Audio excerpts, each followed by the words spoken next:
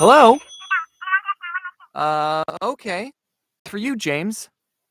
Hey, James, this is James from the future. Just wanted to give you a call and let you know that. Puberty can be tough, but you can get through it. So, I just wanted to let you know that everything's gonna be okay and. I love you.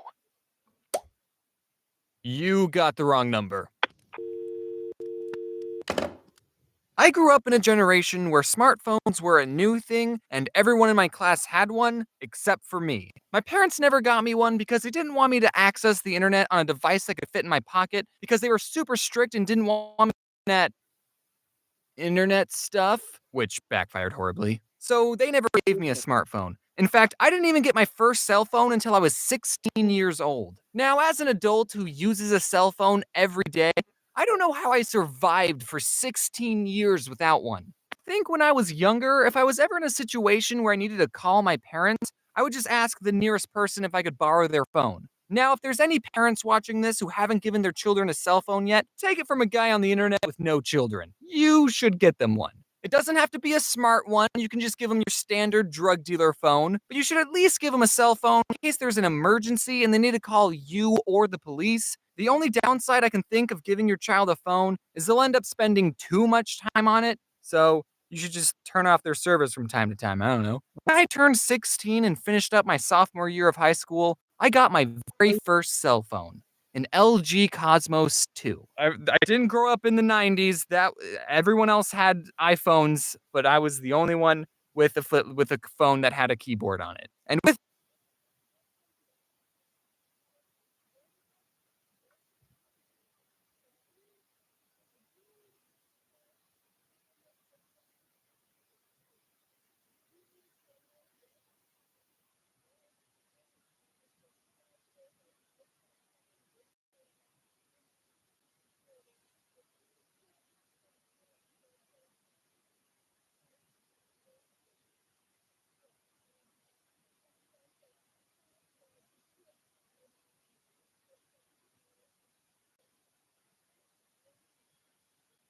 with that cell phone, I've had a couple of incidences where sometimes a random person would call me thinking I was someone else and then wouldn't admit they're wrong. And that's how you segue into the theme of this month's video. This first story happened when I was working at Subway. That's right, another Subway story. Hashtag Subway4. It wasn't good enough to be in the other three. So, it was 5 minutes until closing, and we get a phone call on the Subway phone. I pick it up and say, thank you for calling Subway. How may I help you? I was supposed to say, this is James. How may I help you? But I wasn't about to tell this random stranger my name.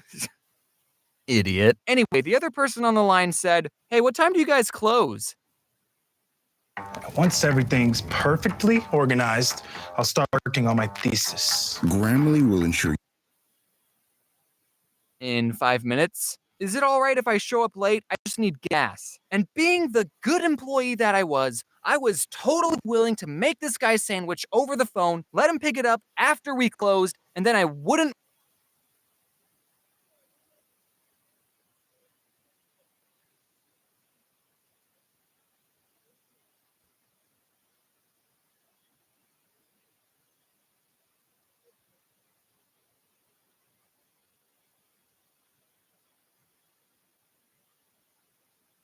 ring him up and just pocket the money. I'm just kidding. That's a crime. Please don't sue me. So I said, yeah, I can do that. What kind of sandwich do you want? And he said, I just need gas. Oh, don't worry, sir. This sandwich will give you plenty of gas. I mean, do you want chips or something? No, he said. I just need gas. I was a little confused. Okay, yes. So you'll get gas. Then are you going to stop by and pick up a sandwich? And he said, I don't want a sandwich. And then it hit me. Even though the first thing I ever said to this guy was, thank you for calling Subway, I think he thought he was talking to a gas station. So I said, sir, this is a Subway? Oh. And I never got the chance to tell him that gas pumps don't close. This next story happened when I was at home and I got a call from a number I didn't recognize. Now, I've had friends tell me that they don't answer the phone to any number they don't recognize, but my anxiety won't let me do that. What if it's your bank calling saying your account got hacked? What if it's your grandma? Because why would you have her saved in your phone? Or what if it's your Nigerian uncle who wants to give you his collection of gold bars and needs your information for a wire transfer? You just never know, so I always pick up the phone. So I answered it, and it was this woman asking for a Lawrence. And I said, "Oh, I'm not, that's, you have the wrong number." And she goes, "Isn't this 416295?" That's obviously not a real number, so don't try calling it. And I said, "No, this is 416293, because that's my phone number." Again, that's not actually a valid phone number, so please don't call it. And she goes, "Three? I don't think I pressed three." And I don't know what to say to this woman because my number is 416293. It's really not. But she doesn't think she pushed three, so I don't know how she's talking to me right now. Unless she did. So I said, "Well, obviously, you did." And then I had a comic about the whole situation because I thought the internet would think it was funny. This next story happened not too long ago. I got a call from a number I didn't recognize at 9:30 in the morning, and I was lying in my bed, asleep. And most people would agree that you're supposed to be awake and productive at 9:30. And I didn't want whoever this stranger was thinking I'm lazy, so I had to answer the phone with my best "I've been awake for several hours" voice. Hello? You're going to have to come quickly. Timmy fell down the well, Vance.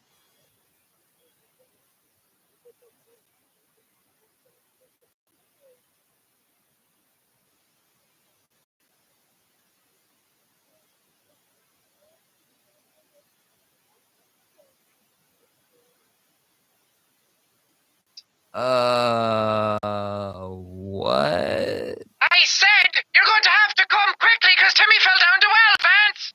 I could tell it was a woman on the phone, but it was either her accent or the phone being buggy or I just had woken up, but I could not understand anything she was saying. But I could make out one word, which was Vance. So, I did not have a lot to go off of. I said, "I think you have the wrong number." Okay, goodbye. No, I got the phone. You gotta come quickly because Timmy fell down. Well, I should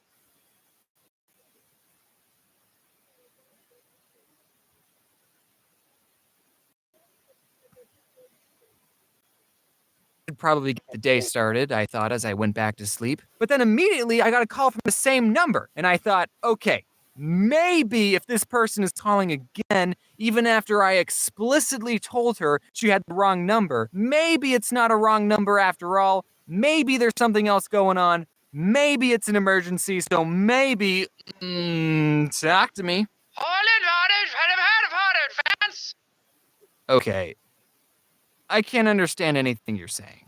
So then this woman must have handed the phone to her friend because a different voice started talking, and I could actually understand her, and I'll never forget what she said, which was, Vance, no one thinks That you're funny. and even though I'm not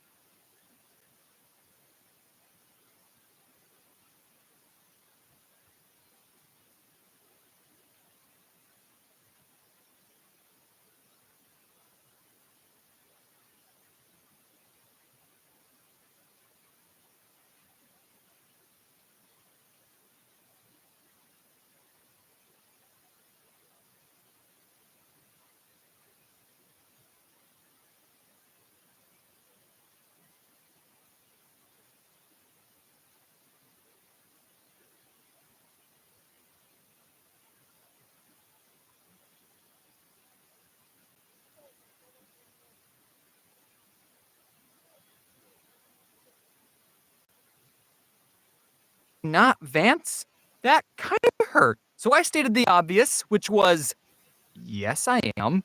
And also, I'm not Vance. And she said, No, Lance. so this time, these two have been looking for a Lance. So I told this woman, I'm not Lance either. And she said, Well, this is the night. Gave me. okay, if she had said it like, oh, I'm sorry, this is the number they gave me, I didn't mean to call you, stranger. Also, I do think you're funny and enjoy your videos, then that would have been totally fine. She's just shifting the blame to someone else. But instead, she sounded so condescending, like I was wasting her time. Well, this is the number they gave me, and they can't be wrong, so you must be the real Lance. So I said, well, they must have given it to you wrong. Look, I'm too tired to be polite. But then she hung up on me. Like this woman just basically called a random person, said, you're not funny, and then hung up. So I decided to call her back and said, hey, I just found the real Lance. He's the funniest guy I ever met, and he told me he doesn't give his phone number out to rude pieces of shit. Just kidding on that last part. I thought about doing it, but then I went back to sleep. I didn't do it. And then someone on the internet found my phone number, and I changed it. And whoever has my old number is probably getting a lot of calls from strangers and people I went to high school with. Sorry about that. Hey guys, I'm back. I haven't done an end card.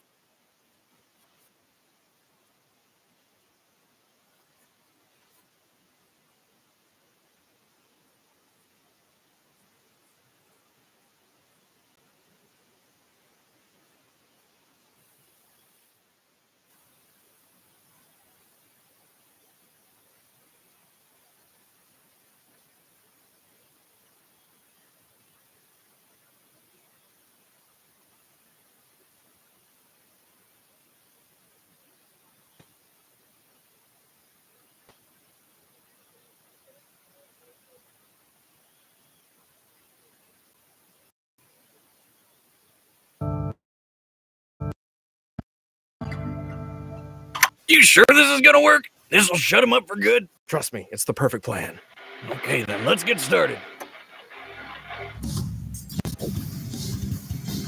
To most of us, the laws of reality are unbending rules we never question. Even for us, but for some people, they're more like guidelines. Such as Deadpool, Marvel's Merc with a micropenis.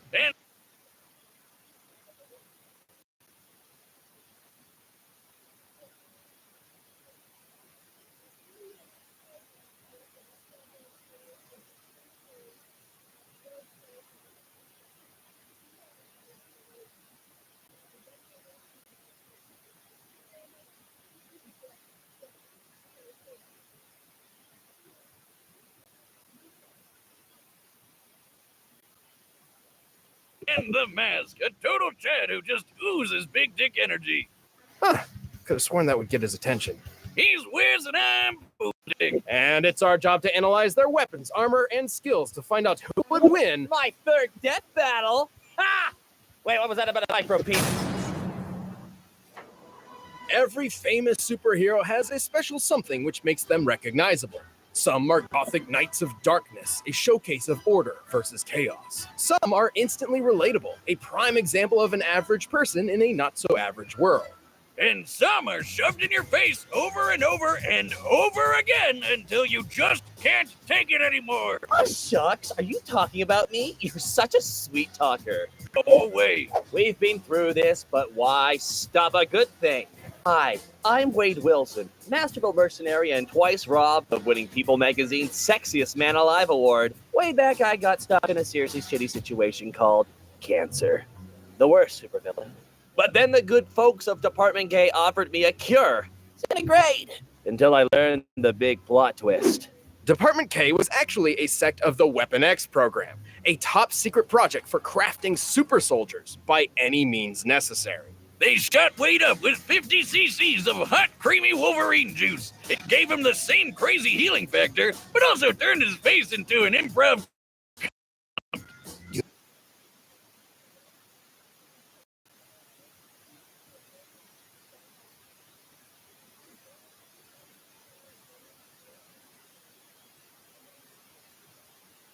You look like an avocado. Had sex with an older, more disgusting avocado. Yeah. After escaping in gruesome fashion, Wade resumed his life as a mercenary, taking the name Deadpool. He's got your standard superhuman buffs. Super strength, super speed, super toughness, the works. But he put that super swagger to use as an expert martial artist. Though it's hard to tell sometimes because he lets himself get hit a lot. Hey, you have a healing factor that would make even Logan's nuclear-charred adamantium skeleton blush. You let yourself nosh on a lead sandwich every once in a while. I've survived gunshot wounds, impalement, organ destruction, stupefaction, and even freaking disintegration. Good luck trying to take me out. Don't take all the credit for yourself. You know you were cursed with lasting life by Thanos during some of that. Yeah, well, me and Space Grimace have a really deep relationship. About as deep as I am and his girlfriend. Hey-oh! Good thing Thanos moved the curse so we could violently murder you. An impulse I deeply empathize with. Well, as much as I like getting resurrected after that, I like doing the opposite to other people even more. As in killing them. With weapons, especially my lovely golden girls, Bee and Arthur. That would be his katanas, which are almost unbreakable thanks to an energy field from his suit. Fully charged, they can even cut the Hulk.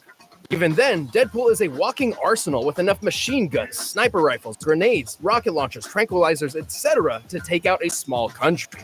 And if I'm feeling cute, I might delete you later with any one of the wacky weapons of mass destruction I picked up on my misadventures. Like a gun that wipes you from history, the actual Venom symbiote, and the 7th Infinity Stone Continuity Gem. It rewrites canon itself and could even make bearable co-hosts. I mean, maybe. Oh yeah? Well, let's go over some of these feats of yours. Take it away, Wiz. With pleasure. Deadpool has showcased his impressive super strength when, at one point, he stood up straight, without aid. Based on Deadpool's and examining the distribution of mass here, we can deduce his legs can support 210 pounds, or just under 100 kilograms. Wait, what? Oh, or how about the time he held up this pistol? That's a Desert Eagle Mark 19, which weighs 72 whole ounces. Amazing! Guys, what the hell? You know I can kick people through concrete walls and yank around a 6-ton elevator, right? Here we can see him run, much like typical human beings run. And the average male running speed is about 9.4 kilometers per hour. Hey, I was outrunning a goddamn airplane. Do you know how fast airplanes are? Jesus H. Christ almighty. Do some research for once, you frauds. Jokes aside, Deadpool can move faster than the eye can track. He's caught Captain America's shield, which Cap can throw fast enough to slice through tanks. He's even dodged the electric-powered mutant Surge's lightning blasts. If these are anything like the leaders of real lightning, they could be moving over 98,000 meters per second. Deadpool's a tough son of a bitch, too. He's survived a sunburn from a freaking space laser, getting crushed under the Chrysler building, and an explosion that cratered an entire city block. Just look at the size of that. Measuring the crater's volume and applying statistics for pulverization of rock, the explosion must have equaled about 130 tons of TNT. That's like getting hit in the face with 22 monster trucks driving at top speed, all at the same time. But Deadpool isn't perfect. Far from it, obviously. Unlike Wolverine, his chemically induced healing factor isn't a natural evolution, and so it seriously damaged his brain. Which explains a lot. This guy's isn't just annoying as balls. He's legit insane. Talk about a terrible combination. Well, Deadpool's insanity leads him to talk to seemingly invisible people, namely the writers and editors of each comic book he's in. I mean, is it really insanity if it's true? That's even how he got rid of the continuity gem, by literally handing it over to the editors. While his broken mind and daredevil attitude makes him incredibly unpredictable, it can often put him in over his head. Plus, while his healing factor is quite potent, it's not an instant quick fix. That's why he prefers to reattach his limbs rather than wait for them to regrow. Am I crazy? Or is your hand really small? That's not pleasant. His biggest weakness, though, is that he's a dumb internet meme and he should feel bad about it. And using this mathematical formula, taking account of Deadpool's abundance in media, we can quantify exactly how dumb he is. You know, I've done this death battle bullshit 3 times now, and can I just say, I hope you douchebags never change. I love it. I'll be over there chomping on popcorn and chimichangas while your heads explode trying to figure out how I could possibly lose this one. Toodles. Good riddance. Deadpool may be an annoying clown who has menaced Marvel's good and bad sides for decades, but he's also had sex with my mom over 100 times and made her moan like, hey, who changed the prompter? Come back here, you son of a bitch! What if the promise of better work wasn't just something we dreamed about, but something we found? This might be the one. Or better yet, No way! something that found us. I got the interview.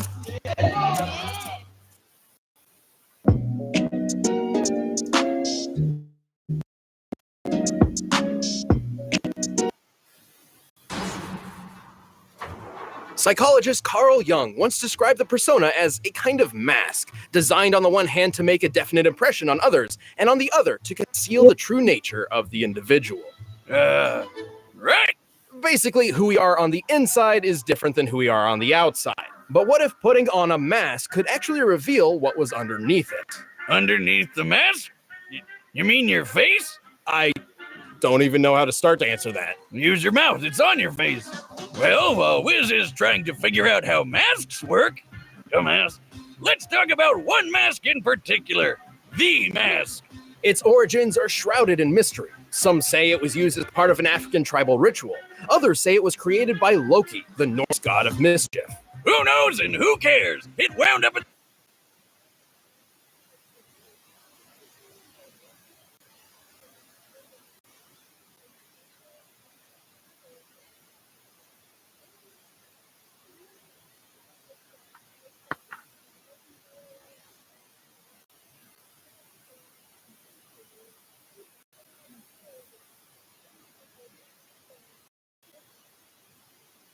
in the hands of Stanley Ipkiss, the slubbiest, torkiest loser this side of Deadpool. Regenerating degenerates have feelings too, you know. Curious, Stanley donned the mask and was transformed from an everyman to a Superman. Smokehead! And now he's the big green cartoon character the media dubbed Big Head. But you can just call him the Mask. With his newfound powers, Stanley would take on the mob, get the girl, and live happily ever after. Right? Don't let the family movie fool you. Sorry, movies. I always forget that second one. Don't blame you. This ain't your silly Steamboat Willie shenanigans. Get ready for some good old-fashioned hardcore violence. See, the mask itself is alive, and it desires nothing more than absolute carnage. By tapping into its wearer's repressed id, it can turn a nebbish nobody like Stanley into a rampaging serial killer. Complete with Bugs Bunny powers. Horrifying. Metafictional combat scientists like myself have long speculated about a unifying theory that could explain the source of the mask's power. We call this phenomenon Toon Force. Think of characters such as Bugs Bunny, Popeye, and Michael Jordan. A being that wields Toon Force seems capable of accomplishing almost anything they desire so long as they find it humorous. With this power, the mask can manipulate the laws of physics whenever he likes, even breaking the fourth wall. Oh, God, no, he can break it too. You never said anything about that, and now we've got 2 of them. Don't forget about me! 2 of them. Regardless, Toon Force allows the mask to summon any kind of weapon imaginable from thin air. Everything from oversized guns and rocket launchers to whoopee cushions, dynamite, anvils, hell, anything from the good fellas at Acme. Toon Force users can manipulate their bodies in any way they like, whether it be stretching their limbs, inflating themselves like a balloon, or shape-shifting into giant monsters. And best of all, you can't really hurt a Toon. Well, at least not in the normal way. Right, it's not that the mask has a specific healing factor or some such. It's more like he can just say no to damage. He's had holes blown in him, had his head cut off, stripped his own flesh from his bones, and was blown up into a bloody pulp. He can outpace Lobo, remember him? Because he doesn't need to wait for his body to heal. It just happens. However, the scary thing about the mask's use of Toon Force is how it affects the world around him. In most cases, the rules of Toon Force are applied to the user and whomever or whatever the Force is affecting. This even happens in the movie. Man, look at her go.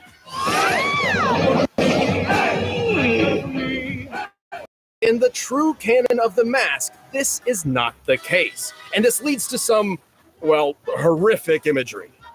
The mask can pick up cars and knock over buildings with ease. He can dodge point-blank bullets and run fast enough to set the ground on fire. He has survived massive explosions, giant robots, and being kicked in the testicles so hard he flew.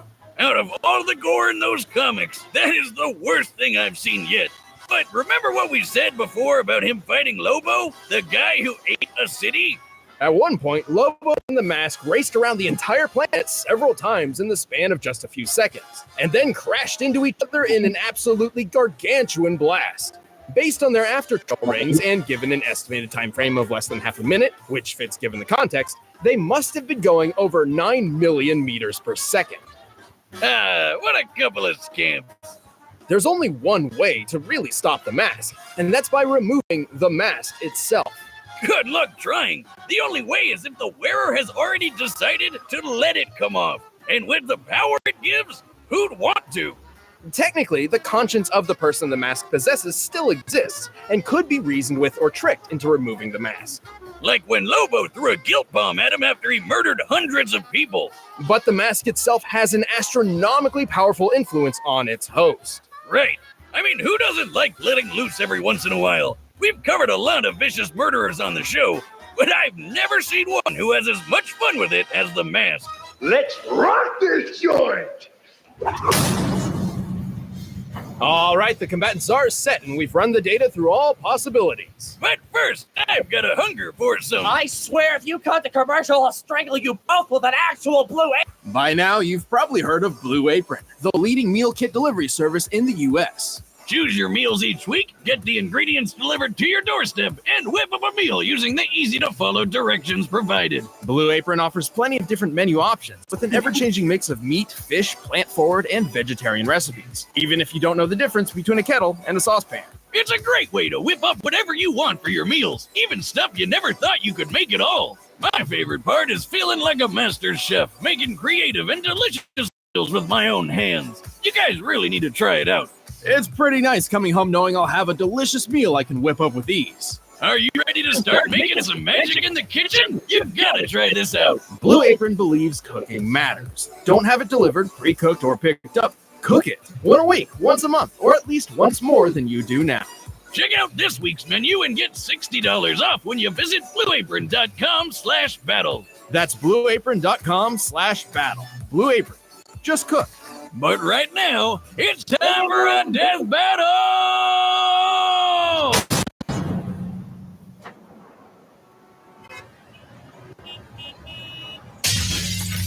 Yep, that's me. You're probably wondering how I got in this mess. But there's only enough funding for a few minutes of animation, so we're skipping that part.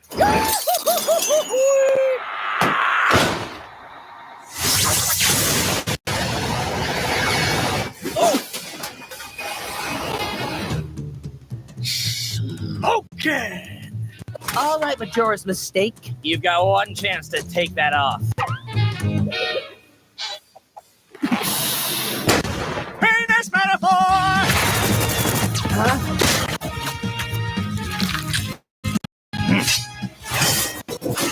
Ah!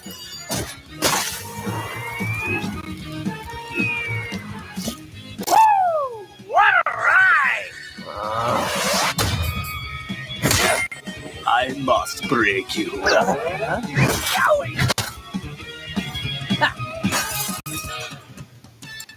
Got it.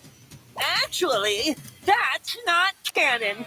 Let's just say I know the right people. With this continuity jam, I can rewrite anything I think needs fixing. I could stop Hitler from being born, rewrite the Star Wars prequels, or even make you take off that mask. No! Stop it! No! This is over.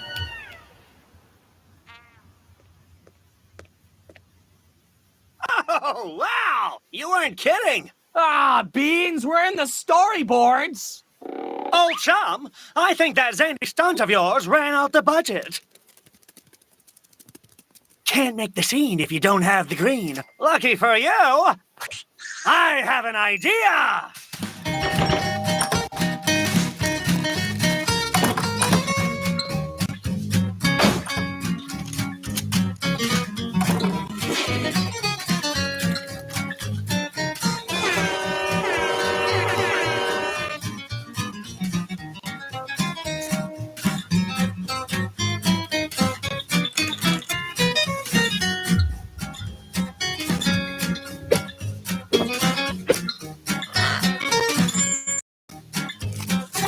Ah, that's it. Honey bun, we're good to go.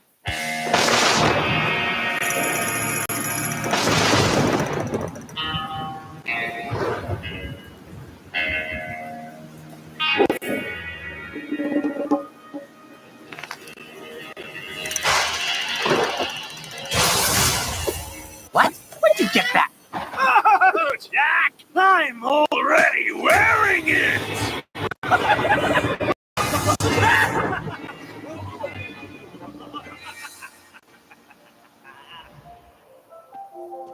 Look at the sky. He isn't me. Although the internet thinks he might be. Perhaps I've gone too far, far from my reality. I'll do this right. I'm not a joke. What even is a chimichanga?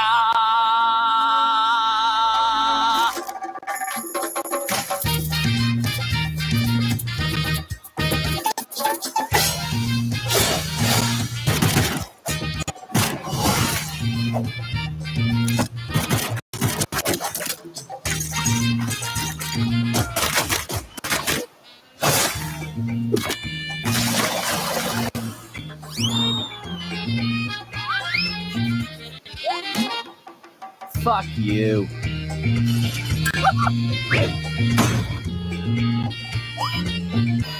Indeed.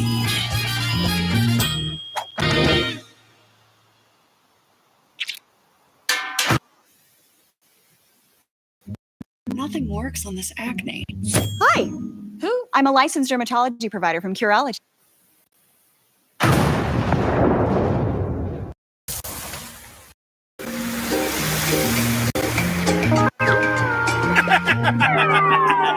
Who's next? KO! Yes! He's gone! He's finally gone! He can never bother us again! Why don't I feel as awesome as I should? To be fair, given his more robust history, Deadpool held a solid advantage in experience and skill. He was relatively smarter and more mentally put together in comparison. So it's possible he could have outsmarted the Mask if given the chance. Yes, if that chance was never gonna come. He had some really cool feats of strength and speed, but the Mask blew him out of the water. Like, who cares that Deadpool pulled around a 6-ton copter when the Mask knocked over a building weighing over 1,000 tons? And comparing their speed, he's 100 times faster too. Like, there's no contest. Not to mention the size of the blast from the Mask and Lobo's collision equals 322 teratons of TNT, trillions of times greater than Deadpool's asteroid feat. Whiz stuff, none of that matters. This is stupid. We pit Deadpool against a cartoon god. Like you said, the Mask could just say no to damage. Deadpool couldn't even really hurt him. This whole thing was a blowout, a total stump. No, I mean, I guess you're right. We're supposed to be impartial, and we went too far. But Boomstick, it's too late to change it. There's no way to mask what we've done. The winner is... What the hell? Dear Wiz and Boomstick, I know our relationship has been a rocky one, but I just wanted to say thanks. Thanks for helping me rediscover who I am, who I really am. The past decade of memes and cosplays and Hot Topic shirts changed me, and I couldn't see it on my own. You made me remember my true self, missing feet and all. And with some help from this royalty-free Sarah McLachlan ripoff song, I hope you can find in your hearts your true selves too. Sayonara, Death Battle. Sayonara. I can't believe I'm saying this, Wiz, but I wish he was still around. Yeah, me too. Oh no! Oh, yeah! The winner is me!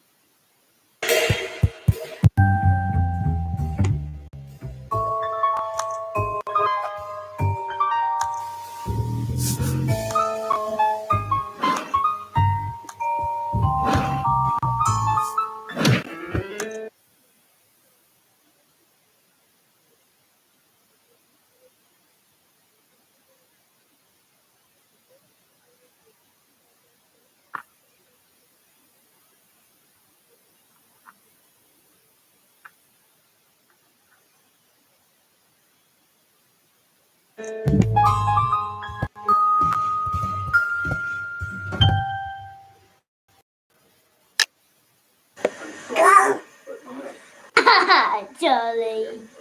Charlie bit me. Whoa, that's a full rainbow. All the way. Double rainbow. Evolution of dance.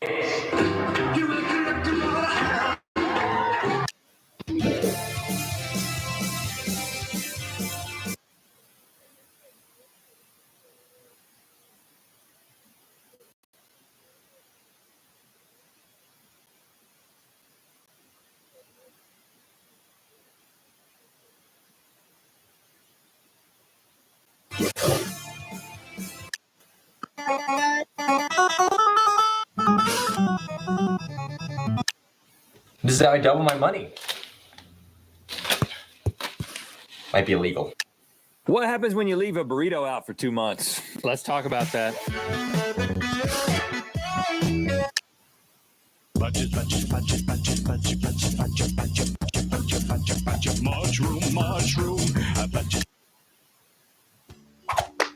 We Vacuums today because we suck more than any of our competitors.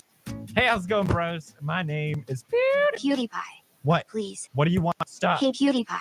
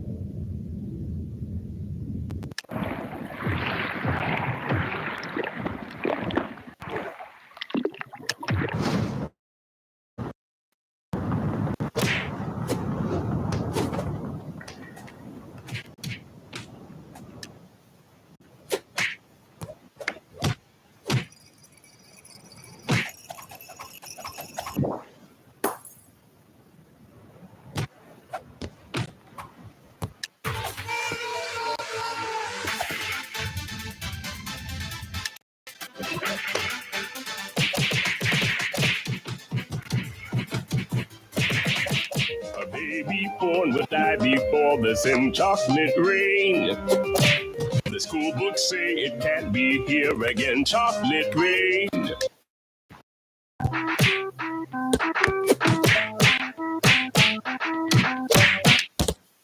Everything you need to know about life, you can learn from vacuums. Introducing Drag Vacs, because life is a drag. Hope you're having a fantastic Tuesday. Welcome back to the Philip Franco Show, and let's just jump into it. And the first thing we're going to talk about today, one of the most requested stories of the past few days, and that is, when is it too far? Hey, Apple, can you spit seeds? What? Like this. Ow! What the heck is wrong with you? I'm an orange. Don't ever do that to a tomato.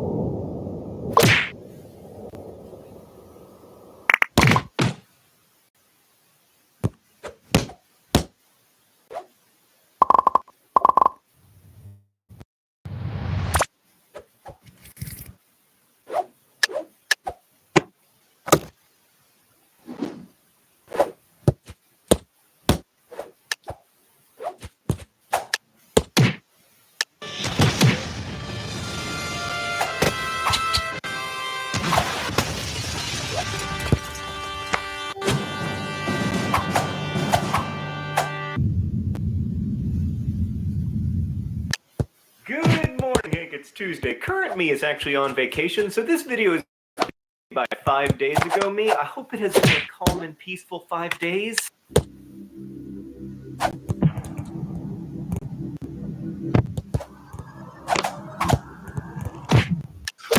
Hey guys, it's Flula Borg. How are you? Hey guys, it's Flula Borg. How are you?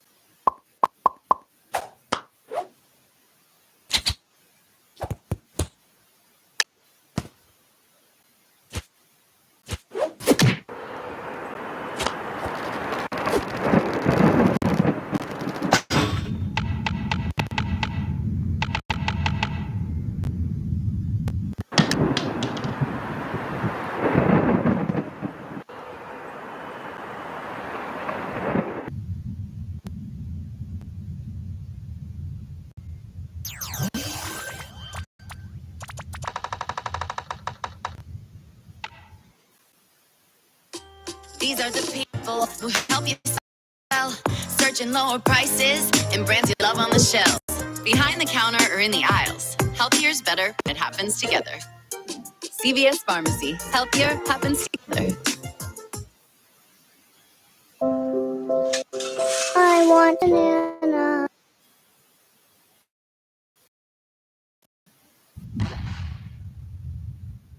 Hey, Vsauce, Michael here. This appears... This appears blue. I've seen people beat this, but I can't even get back on my own 2 feet. Welcome to Minecraft. Yeah!